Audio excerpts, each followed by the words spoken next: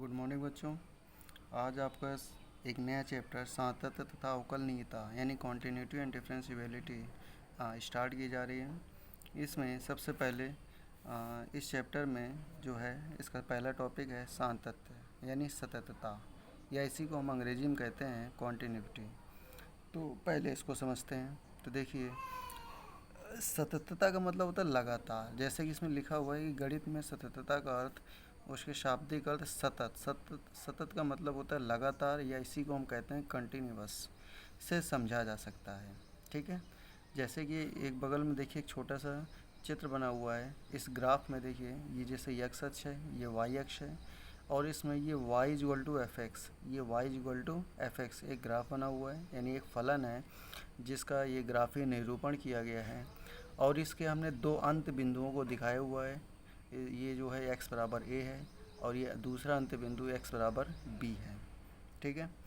अब इसमें हम ये देख रहे हैं कि इन दोनों बिंदुओं के मध्य, मतलब x बराबर a से लेकर x बराबर b के मध्य, इसके मध्य भी जितने बिंदु होंगे उन सभी बिंदुओं पर ये जो फलन है वो लगातार इसका ग्राफीय निरूपण दिख रहा है। तो इसका मतलब ये हुआ कि a, b सहित मतलब इस अंतराल पर ये जो फलन है ये सतत है। ठीक है। तो ये तो इसके ग्राफीय निरूपण के आधार पर हम कह रहे हैं। अब इसी में इसकी परिभाषा क्या बनेगी? देखिए, परिभाषा इसमें या तो किसी एक बिंदु के परता लेंगे या तो किसी एक अंतराल के परता, यानी हम इसकी परिभाषा को हम दो प्रकार से डिफाइन कर सकते हैं। तो देखिए, पहले एक बिंदु के परता देखते हैं कि यफ वास्तविक संख्याओं के किसी उप समुच्चय में परिभाषित एक वास्तविक फलन है। यानी यफ जो है वास्तविक संख्याओं का अगर हम एक उप समुच्चय तैयार करें, उसके अंतर्गत एक वास्तविक फलन है जिसमें एफ के प्रांत में, प्रांत क्या होता है बच्चों? जब यक्स से वाई में प्रतिचित्रण होता है, ये आपको बताया गया था। जैसे ये यहाँ पर देखिए, ये यक्स है और ये दूसरा ये वाई है। अगर प्रतिचित्रण यक्स से वाई में हो रहा है, एक्स से वाई में हो रहा है, तो यक्स के कुछ मान होंगे दिए जाएंगे, वाई के कुछ मान दिए जा रहे होंगे, जिससे यक्स से वाई में प्रतिचित्रण होगा। तो यहाँ पर इसी में देखिए ध्यान से, जो यक्स के मान होते हैं इसको हम बोलते हैं प्रांत। क्या बोलते हैं? प्रांत। तो इसीलिए इसी आधार पर ये कहा जा रहा है कि यफ के प्रांत में सी एक बिंदु है, यानी सी हमने एक ऐसा बिंदु लिया है कि तब फलन एफ बिंदु सी पर सतत है।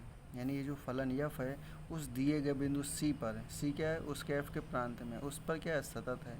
कब भाई सतत है तो उसके लिए कंडीशन भी होगी। तो उसके लिए दिया जा रहा है कि यदि limit x tends to c of f x का मान, यानी फलन का मान इस लिमिट पर किसके बराबर होगा? एफ ऑफ सी के, यानी उस बिंदु पर फलन के मान के बराबर होगा। इस लाइन को आप मत भूलिएगा, इसको बिल्कुल ध्यान रखिए कि limit x tends to c of f x is equal to f of c. ठीक है। इसके बाद देखिए, अगर इसी को अंतराल में परिभाषित करें तो लिखेंगे एफ एक ऐसा फलन है जो कि संवृत अंतराल, संवृत का मतलब होता है क्लोज्ड इंटरवल, क्लोज्ड का मतलब होता है जिसमें इसको बड़े ब्रैकेट से लिखते हैं, और इसमें जो ये अंत बिंदु हैं इनको लेते हुए इनके मध्य के समस्त बिंदुओं को भी इसमें शामिल किया जाता है। तो इसमें क्लोज इंटरवल a, b में परिभाषित है। तो यफ सतत होगा यदि वह a, b के अंत बिंदुओं यानी एंड पॉइंट्स a तथा b सहित, यानी a तथा b सहित उसके प्रत्येक बिंदु पर सतत हो। मतलब इन दोनों बिंदुओं को लेते हुए इनके मध्य के समस्त बिंदुओं पर क्या होना चाहिए? सतत होना चाहिए। तो जब ये ऐसा होगा तभी कहा जाएगा कि यफ सतत होगा। ठीक है। तो ये तो परिभाषा हो गई इसकी। अब आगे बढ़ते हैं सतत फलनों के बीजगणित पर। तो देखिए, यहाँ पर सबसे पहले तो दो फलन लिए गए हैं, दो वास्तविक फलन लिए गए हैं। एक फलन है यफ और दूसरा फलन है जी। ये दोनों ही फलन जो हैं x बराबर सी पर सतत है, x बराबर सी पर सतत है। तो जब ये x बराबर सी पर सतत है, ये दोनों ही फलन, और सी क्या एक वास्तविक संख्या ली है, तो अगर ये दोनों फलन सतत हैं तो इसका मतलब इन दोनों फलनों का योगफल जो है वो भी उसी बिंदु पर सतत होगा। इन दोनों फलनों का अंतर भी उसी बिंदु पर सतत होगा, गुणनफल भी उसी बिंदु यानी x बराबर सी पर सतत होगा, और इनका भागफल भी उसी बिंदु पर सतत होगा। बस भागफल में ध्यान देना है कि जो बटे के में जो भी फलन लिखा होगा वो नॉट इक्वल टू 0 होना चाहिए। ठीक है, तो ये आप ध्यान रखिएगा। इस एप्लीकेशंस का यूज जो है सवालों को हल करने में किया जाएगा। इसके बाद आते हैं, एक दूसरा पॉइंट और है कि यदि दो वास्तविक फलन हैं, वही f और g, वो इस प्रकार है कि संयुक्त फलन जो फॉग है ये परिभाषित है, यानी f और g के द्वारा जो फॉग का निर्माण होगा, ये जो संयुक्त फलन का निर्माण होगा ये परिभाषित है। परिभाषित का मतलब कि इसका एक निश्चित मान प्राप्त होता है। तो यदि g और f a पर सतत हैं, g और f ये दोनों ही फलन x बराबर a पर सतत हैं, तो इसका मतलब ये जो फॉग है ये भी इसी बिंदु यानी x बराबर a पर सतत होगा। ठीक है, यहाँ पर एक चीज़ और बताई जा रही है कि जो फॉग है इसका मान कैसे निकालते हैं, ये इसको हम f ऑफ gx लिखते हैं, यानी यहाँ पर हम gx का मान लिखेंगे, फिर f ऑफ उस का मान हम निकाल लेंगे आगे, तो इस प्रकार से फॉग का मान निकाला जाता है। ठीक है, ये सब कक्षा 11 में आपको पढ़ाया जा चुका है।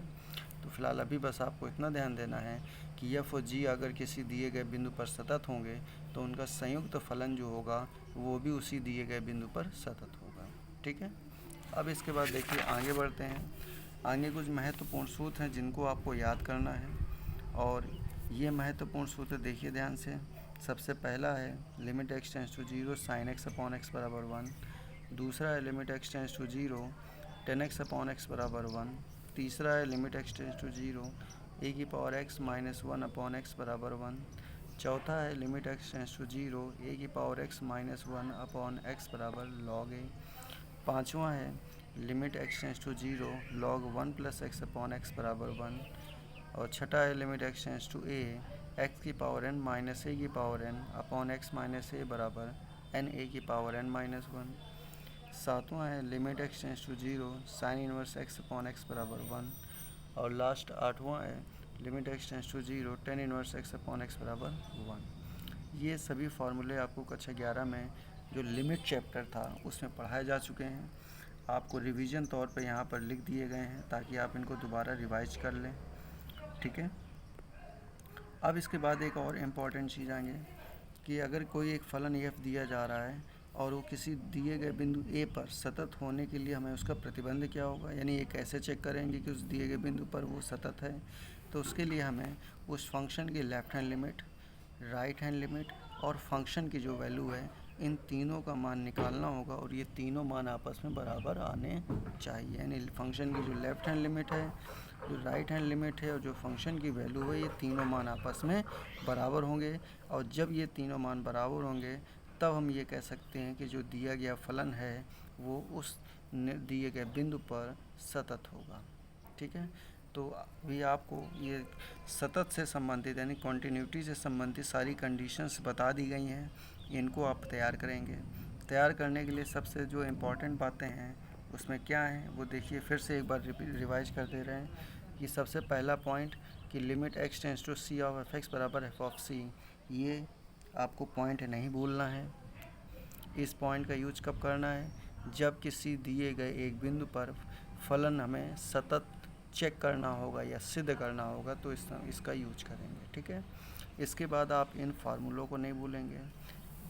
फिर इसके बाद आप क्या करेंगे, इस कंडीशन को नहीं भूलेंगे कि left hand limit, right hand limit और फंक्शन की वैल्यू तीनों बराबर होंगे, तब वो दिया गया फलन जो होगा सतत होगा। ठीक है, और ये जब तीनों चीज़ें याद हो जाएं तो अब जो फलनों के बीजगणित आपको बताए गए हैं इनको भी आपको ध्यान रखना है। तो ये चार चीज़ें आपको ध्यान रखनी हैं। कल जो है जो अगला टॉपिक आपको मिलेगा वो आपको जूम जो ऐप है उस पर आपकी लाइव क्लासेस कल 8:40 सुबह कल स्टार्ट हो जाएंगी। तो आप सभी लोग जो हैं टाइमली आप उसको अटेंड करिए, और आपकी जो इस सतत की जो पहली प्रश्नावली है उसको उसमें अच्छे से समझाया जाएगा। तब तक जो है आप इसको अच्छे से तैयार करिए। धन्यवाद।